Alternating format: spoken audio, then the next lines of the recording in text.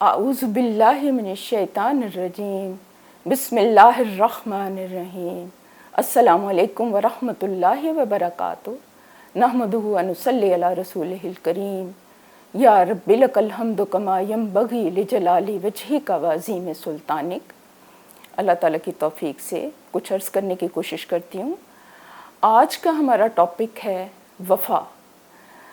دراصل یہ وفا ایک بہت بڑی نعمت ہے اور اس کا استحضار ہمارے دل میں، ہمارے دماغ میں ہونا چاہیے۔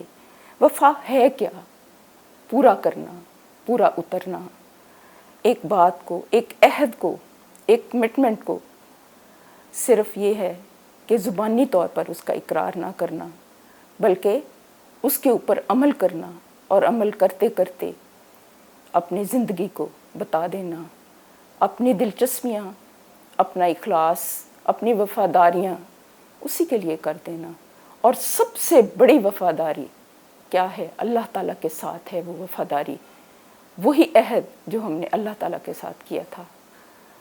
اللہ تعالیٰ نے انسان کو دنیا میں بھیجنے سے پہلے روحوں کو پیدا کیا تھا اور ان سے عہد دیا تھا کہ کیا میں نہیں ہوں تمہارا رب؟ تو سب روحوں نے یہی کہا تھا کہ بھلا ہے اللہ تعالیٰ، آپ ہی ہیں ہمارے رب۔ تو وہی عہد، وہ جو ازلی عہد ہے نا، اس کو پورا کرنا ہے۔ وہ والا عہد ہمارے لاشعور میں کہیں چلے گیا اور اللہ تعالیٰ یہ جانتا تھا۔ اسی عہد کو یاد کرانے کے لیے اللہ تعالیٰ نے انبیاء بھیجے، کتابیں بھیجیں اور ہمیں ہدایت کی روشنی دی، کیونکہ سب سے بڑھ کر خیر خواہ ہمارا رب ہی ہے۔ تو اس نے ہماری جیسے جسمانی ضروریات کا دھیان رکھا، اور اس کے لیے ہماری پیدائش سے پہلے پوری دنیا سجا دی، پوری کائنات سجا دی۔ تو ہمارے روح کے بالیدگی کے لیے اللہ تعالیٰ نے پیغمبر بھیجے، تو ہم نے اس عہد کو نبھانا ہے، اس کو ہم نے وفا کرنا ہے۔ پھر اللہ تعالیٰ قرآن پاک میں کہتے ہیں نا کہ وَاعْبُدْ رَبَّكَ حَتَّىٰ يَأْتِيَكَ الْيَقِينُ، کہ وہ عہد کب تک نبھانا ہے۔ کیونکہ کئی دفعہ کیا ہوتا ہے کہ کچھ عہد ہم دنیا میں جب کرتے ہیں تو وہ محدود مدت کے ہوتے ہیں، کچھ کانٹریکٹس ہوتے ہیں، کچھ انسانوں کے ساتھ، کچھ اداروں کے ساتھ، کچھ ہمارے روابط ہوتے ہیں۔ تو ہمارے زندگی کے مختلف دائرے ہیں، کچھ انفرادی دائرے ہیں، کچھ اجتماعی دائرے ہیں، کچھ اقوام کے کانٹریکٹس ہیں۔ تو وہ کئی دفعہ ان کی جو مدت جو ہوتی ہے وہ کئی دفعہ تھوڑی ہوتی ہے کہ اتنی مدت تک ہمارا یہ کانٹریکٹ ہے، لیکن جو اللہ تعالیٰ سے کانٹریکٹ ہے نا، وہ ہماری پیدائش سے لے کے ہماری موت تک کا عہد ہے۔ اس چیز کو ضرور یاد رکھنا ہے ہم نے۔ یہ ایک بہت امپورٹنٹ ترین نقطہ ہے، اور وہ میں اپنی طرف سے نہیں کہہ رہی، قرآن پاک کی یہ آیت کہہ رہی ہے کہ وَاعْبُدْ رَبَّكَ حَتَّىٰ يَأْتِيَكَ الْيَقِينُ، کہ اللہ تعالیٰ کی عبادت کرو حتیٰ کہ وہ یقینی وقت آ جائے۔ تو یقینی وقت کیا ہے؟ علماء کرام نے اس کے بارے میں کچھ آراء دی ہیں۔ ایک تو ہماری موت ہے، اور دوسرا یقینی وقت قیامت ہے۔ تو اب جس انسان کی موت واقع ہو جاتی ہے اس کے لیے تو وہ قیامت آ جاتی ہے نا۔ تو یہ عبادت جو ہے یہ آخری دم تک ہے۔ پھر قرآن پاک کا بہت خوبصورت اعجاز ہے کہ قرآن پاک کی ایک آیت دوسری آیت کی تفسیر کرتی ہے اور اس کو زیادہ کلیئر کرتی ہے۔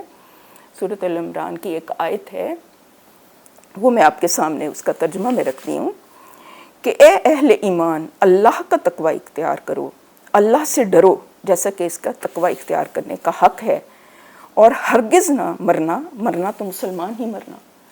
تو اب یہ والی آیت جو ہے وہ اسی آیت کی ایک طرح سے شرح کر رہی ہے۔ ان دونوں آیات کو ہم سامنے رکھیں تو کون سا اہم ترین نقطہ ہمارے سامنے آتا ہے کہ ہم نے مرتے دم تک اللہ تعالیٰ کی عبادت کرنی ہے، اس کی اطاعت کرنی ہے، اس کی بندگی کرنی ہے۔ عبادت کیا ہے؟ اگر سادہ لفظوں میں دیکھا جائے نا، کہ اپنے دل کو خالص کر لینا، اپنی روح کو خالص کر لینا، اپنے وجود کو خالص کر لینا، اپنی دلچسپیاں اللہ کے لیے بنا لینا، اسی کے آگے جھک جانا، اسی کے آگے سجدہ کر لینا، ہماری روح بھی جھک جائے، ہمارا دل بھی جھک جائے، اور اللہ کا استحضار ہمارے دل میں ہو، دماغ میں ہو، انتہائی محبت کے ساتھ، انتہائی عقیدت کے ساتھ۔ تو یہ جو ہے یہ عبادت ہو جاتی ہے، یعنی اپنا آپ اللہ کے حوالے کر دینا، اللہ تعالیٰ کے سپرد کر دینا۔ اور پھر یہ ہے کہ پرستش بھی اس کی، یعنی جیسے ہم نماز روزہ زکوٰۃ حج کرتے ہیں نا، یہ پرستش میں آ جاتا ہے، اللہ تعالیٰ کے آگے جھکنا۔ پھر ہے کہ اطاعت بھی اسی کی، اللہ کی اطاعت اور اس کے نبیوں کی اطاعت، اور پھر غلامی بھی اس کی، یعنی اسی کی غلامی میں اپنی زندگی کو بسر کرنا۔ یہی ہمیں انبیاء کرام بتا گئے، سمجھا گئے، کر کے دکھا گئے۔ تو یہ پھر کہتے ہیں بعض علماء کرام نے نا اس کو بہت خوبصورت پیرائی میں وہ بیان کرتے ہیں، کہتے ہیں کہ اللہ تعالیٰ سے اتنی محبت کرو، اللہ تعالیٰ سے اتنی محبت لو کہ تمہارے دل کے اندر اس کی عظمت، اس کا جلال جو ہے وہ راسخ ہو جائے، اور وہ سب کچھ تم اللہ تعالیٰ کی محبت میں کرو۔ تمہارا لینا، تمہارا دینا، تمہارا اٹھنا، تمہارا بیٹھنا، تمہاری محبت، تمہاری نفرت صرف اللہ کے لیے ہو جائے۔ اللہ تعالیٰ تمہیں اپنے کام میں اتنا مگن کر دے کہ دنیا کے کسی کام کی تمہاری نظر میں اہمیت نہ ہو۔ وہ ضرور ہے کہ زندگی گزارنے کے لیے دنیا کے وہ جو سارے معاملات ہیں وہ انسان کرتا ہے، کیونکہ اس کے بغیر گزارا نہیں ہے، اور وہ والے معاملات بھی، یہ ایک نقطہ، اس سے ایک نقطے سے دوسرا نقطہ نکل آیا کہ وہ والے معاملات بھی انتہائی امپورٹنٹ ہیں، اور اگر وہ دنیا کے معاملات جو ہیں وہ اللہ تعالیٰ کے احکامات کے مطابق کیے جائیں تو وہ والے معاملات بھی عبادت بن جاتے ہیں۔ اس کی مثال یہ ہے کہ اگر کوئی ملازم پیشہ جو لوگ ہیں وہ اللہ تعالیٰ کے احکامات کے مطابق ملازمت کرتے ہیں، وہ صحیح وقت پہ اپنے آفس جاتے ہیں، وہ حرام نہیں کھاتے، وہ کسی کو دھوکہ نہیں دیکھتے، وہ لوگوں کا ٹھیک ٹائم پہ کام کر دیتے ہیں، تو وہ عبادت ہے۔ ایک تاجر صحیح تولتا ہے تو وہ عبادت ہے۔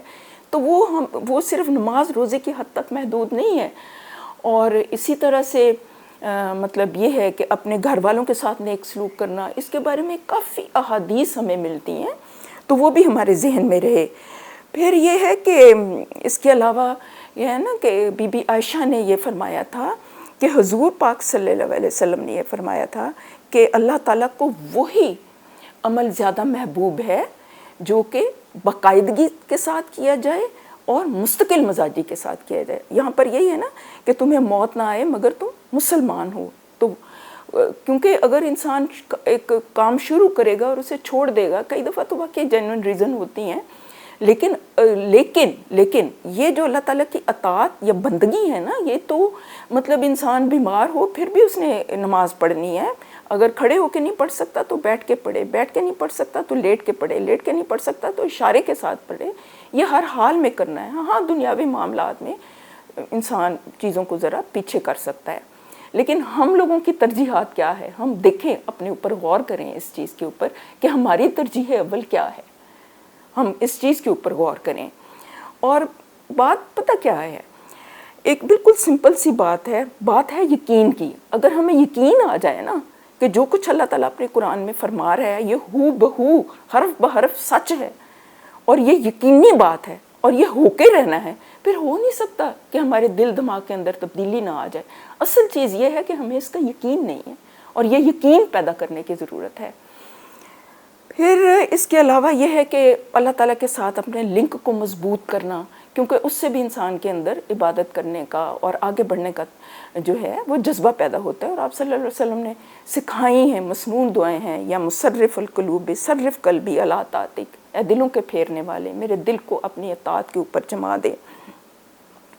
پھر یہ ہے کہ اپنے اوپر جو ہے اپنی نیگیٹیوٹی کے اوپر جو ہے قابو پانا، اور پھر محبت کے ساتھ اللہ تعالیٰ کو یاد کرنا، شکر گزاری کرنا، زبان سے بھی، دل کے ساتھ بھی، اپنے اعضاء و جوارح کے ساتھ بھی۔ شکر گزاری کیا ہے؟ اس کا احسان ماننا، اس کی قدر دانی کرنا، جس نے ہمیں بے شمار، بے حد و بے حساب نعمتیں دیں، حصی نعمتیں، مادی نعمتیں، جسمانی نعمتیں، روحانی نعمتیں، ایمان جیسی نعمت، آپ صلی اللہ علیہ وسلم کی شخصیت کی صورت میں نعمت۔ تو ان سب چیزوں کا بھی شکر ادا کرنا ضروری ہے۔ پھر اس کے علاوہ جو چیز ہے وہ یہ ہے کہ انسان کوئی بھی کام کرے تو یہ چیز ذہن میں رکھتے ہوئے دیکھے کہ یہ والا کام میرے رب کو پسند ہے، اور میرے حبیب صلی اللہ علیہ وسلم، آپ صلی اللہ علیہ وسلم کو یہ کام پسند ہے یا ناپسند ہے۔ یہ بھی ہمیشہ ذہن میں رکھیں، پسند یا ناپسند کا بھی، کیونکہ اس کام سے میرا رب خوش ہوگا یا اس کام سے میرا رب ناراض ہوگا۔ مراد یہ ہے کہ من چاہی زندگی نہیں گزارنی، بلکہ رب چاہی زندگی گزارنی ہے۔ یہ والا نقطہ بھی اہم ہے۔ پھر یہ ہے کہ جیسے ہم نے دوسری آیت جو اس کے ساتھ دیکھی تھی نا کہ وَلَا تَمُوتُنَّ إِلَّا وَأَنْتُمْ مُسْلِمُونَ، اور ہرگز نہ مرنا حتیٰ کہ تم مسلمان ہو اور اللہ تعالیٰ کا تقوی اختیار کرو۔ اس کو بھی تھوڑا سا ہائی لائٹ کر لیتے ہیں کہ تقوی کیا ہے۔ جب یہ آیت حضور پاک صلی اللہ علیہ وسلم نے اس طرح سے بتایا نا صحابہ کو، تو انہوں نے کہا کہ یا رسول اللہ صلی اللہ علیہ وسلم، ہم گناہوں سے بچیں گے، ہم کوشش کریں گے کہ ہم گناہوں سے بچیں، لیکن ایک انسان جو ہے وہ تقوی کا حق ادا نہیں کر سکتا، کیونکہ وہ تو انسان جو ہے اس سے غلطیاں کوتاہیاں ہوتی رہتی ہیں، تو وہ کیسے ہم پورا اتریں۔ تو پھر سورۃ تغابن کی ایک آیت ہے، تو اس میں اللہ تعالیٰ نے یہ فرمایا تھا کہ جتنا تم سے ہو سکے تقوی اختیار کرنا وہ تو کرو۔ تقوی کیا ہے؟ پرہیزگاری، گناہوں سے بچنا، نیکیوں کی طرف آگے بڑھنا۔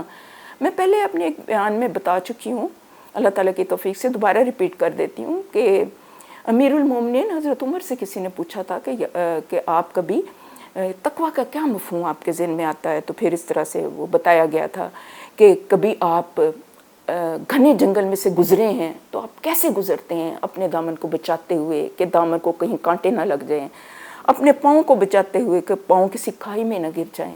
تو اس طرح گاڈ کانشیسنس کی زندگی گزارنی ہے کہ میرا رب مجھے دیکھ رہا ہے، اس کے نظر کرم میں فرق نہ آ جائے، وہ کہیں ناراض نہ ہو جائے، تو اس کی ناراضگی سے بچتے ہوئے، گناہوں سے بچتے ہوئے، نیکیوں کی طرف آگے بڑھتے ہوئے زندگی گزارنا ہے۔ یعنی یہ ہے کہ زندگی بھی اللہ تعالیٰ کے ہاتھ میں دے دی، موت بھی اللہ تعالیٰ کے ہاتھ میں دے دی، اور حضور پاک صلی اللہ علیہ وسلم یہ کہتے ہیں نا کہ جیسے یہ مفہوم ہے، ایک روایت ہے اس کا مفہوم ہے کہ جیسے انسان کی زندگی ہوگی ویسے اس کی موت ہوگی، اور جیسے اس کی موت ہوگی ویسے اس کا حشر ہوگا۔ اب دیکھیں یہ کوئی راکٹ سائنس نہیں ہے، یہ بالکل ایک سادہ سی بات ہے کہ ایک آدمی جو ہے غفلت کی زندگی گزار رہا ہے، مثلا اس کی کئی مثالیں ہیں غفلت کی۔ ایک تو ہوتا ہے سستی کرنا، صرف یہ ہے کہ دل ہی نہیں کر رہا، عبادات نہیں کرنی اور سستی، وہ پھر کبھی اللہ تعالیٰ کی توفیق ہو جاتی ہے، انسان اس سائڈ پہ آ جاتا ہے۔ لیکن ایک ہوتا ہے سرکشی، جب سرکشی والا رویہ ہو تو پھر ہدایت کی طرف آنا بہت مشکل ہوتا ہے۔ بہرحال وہ ایک علیحدہ سے ٹاپک ہے۔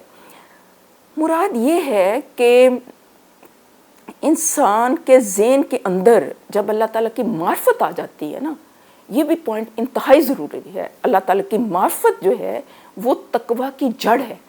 جتنی انسان کے دل کے اندر اللہ تعالیٰ کی خشیت آتی ہے، اتنا ہی انسان پھر گناہوں سے بچنا شروع کر دیتا ہے۔ تو اس چیز کو ذہن میں رکھنا ہے کہ تقوی والی زندگی گزارنا ہے، تاکہ مرتے دم تک جو ہے نا انسان وہ ہدایت کے اوپر قائم رہے۔ ہدایت کے اوپر قائم رہنے کے لیے یہ انتہائی ضروری ہے کہ اللہ تعالیٰ کی معرفت، اس کی خشیت، اس کی عظمت ہمارے دل اور ہمارے دماغ کے اندر رہے۔ اور پھر اللہ تعالیٰ کے ساتھ دعاؤں سے بھی مدد لینی ہے، صبح شام کے ذکر اذکار بھی کرنے ہیں، اپنے آپ کو بری کمپنی سے بھی بچانا ہے، کیونکہ اگر انسان ایک اچھے ماحول میں نہیں رہے گا، برے ماحول میں رہے گا، تو ماحول کا بھی بہت زیادہ اثر ہوتا ہے انسان، اور پھر انسان ٹریک بدل بھی سکتا ہے۔ پھر اپنے عقائد کی اور اپنے نظریات کی بھی حفاظت کرنی ہے، کیونکہ آج کل کا جو دور ایسا ہے نا، میڈیا کی بہت یلغار ہے، اور لوگ مختلف طریقے سے لوگوں کو کنفیوز بھی کرتے ہیں۔ اور ایک مثال دی جاتی ہے کہ کوئی نام میرے ذہن میں اس وقت حاضر نہیں ہے، اسی طرح سے کوئی کرسچن تھے، تو انہوں نے کوئی کالج کھولا اور انہوں نے کافی سال تک وہاں پڑھاتے رہے۔ تو ان کا یہ مشن تھا کہ مسلمانوں کو کسی طرح سے نا مطلب ایک طرح متاثر کیا جائے۔ تو کسی نے پوچھا کہ اب تک آپ نے کتنے مسلمانوں کو عیسائی کر لیا ہے نا؟ تو وہ کہتے ہیں کہ ایک بھی نہیں۔ تو کہتے ہیں پھر تمہارا مشن تو کامیاب نہیں ہے۔ انہوں نے پتہ کیا جواب دیا؟ انہوں نے یہ جواب دیا کہ دیکھیں میرا مشن جو ہے نا کسی کو عیسائی بنانا نہیں ہے، میرا مشن یہ ہے کہ مسلمانوں کو مسلمان نہ رہنے دیا جائے۔ یہ ایک بہت امپورٹنٹ نقطہ ہے، انتہائی امپورٹنٹ نقطہ ہے کہ مسلمانوں کو مسلمان نہ رہنے دیا جائے۔ اور آج کل کے تناظر میں اس چیز کو دیکھا جائے تو یہ والا جو نقطہ ہے حرف بحرف صحیح ثابت ہو رہا ہے کہ وہ دیکھتے ہیں کہ الحمدللہ ثم الحمدللہ اب بھی ہمارے ملک میں ایک مطلب دید ہے، لحاظ ہے، اقدار ہیں، خاندانی سسٹم ہمارا قائم ہے، تو اب وہ اس چیز کے در پہ ہیں۔ تو اس چیز کو دشمنوں کی چالوں کو بھی سمجھنا ہے، شیطان کی چالوں کو بھی سمجھنا ہے، اپنے نفس کو بھی سمجھنا ہے، اور پھر ان کے اوپر قابو پاتے ہوئے آگے بڑھنا ہے، تاکہ ہمارا خاتمہ بالایمان ہو۔ اور اس کے لیے اللہ تعالیٰ سے دعائیں بھی کرنی ہے. اور یہ ایک بالکل ایک سمپل سی حقیقت ہے کہ کسی بھی کامیابی کو حاصل کرنے کے لیے کامیابی ایک دن میں نہیں ملتی. انسان کو ایک ضروری جو ہے ہمت کرنی پڑتی ہے، حوصلہ کرنا پڑتا ہے، اس کو مطلب کوشش کرنی پڑتی ہے، پھر اس کے اچھے رزلٹ ملتے ہیں. تو یہ بھی کوشش کرتے رہنا چاہیے. اس کے علاوہ یہ ہے، اور یہ کہ اللہ تعالیٰ سے ہمیشہ اچھی امید رکھیں، کہ امید جو ہے نا انسان کو بہت، ایک امید انسان کا ایک بہت بڑا سہارا ہے. کیونکہ زندگی کی بعض جنگیں ایسی ہیں کہ انسان جو ہے وہ حوصلہ کیے بغیر، امید اللہ تعالیٰ سے اچھی رکھے بغیر وہ ان کو نہیں جیت سکتا. تو اللہ تعالیٰ سے یہی دعا ہے کہ وہ کچھ کہنے اور سننے سے زیادہ ہمیں عمل کی توفیق عطا فرمائے، اور ہم مرتے دم تک اللہ تعالیٰ کے فرما بردار رہیں، اور ہم قرآن پاک سے ہی روشنی لیں، آپ صلی اللہ علیہ وسلم کی سنت سے روشنی لیں، اور اللہ تعالیٰ ہمیں یہ توفیق عطا فرمائے کہ ہم برائیوں سے بچ کر نیکیوں کی طرف آ جائیں. وآخر دعوانا الحمدللہ رب العالمین والسلام. اللہ تعالیٰ آپ سب کا حامی و ناصر ہو. ربنا آتنا فی الدنیا حسنہ وفی الآخرۃ حسنہ وقنا عذاب النار. سبحان ربک رب العزۃ عما یصفون وسلام علی المرسلین والحمد للہ رب العالمین والسلام.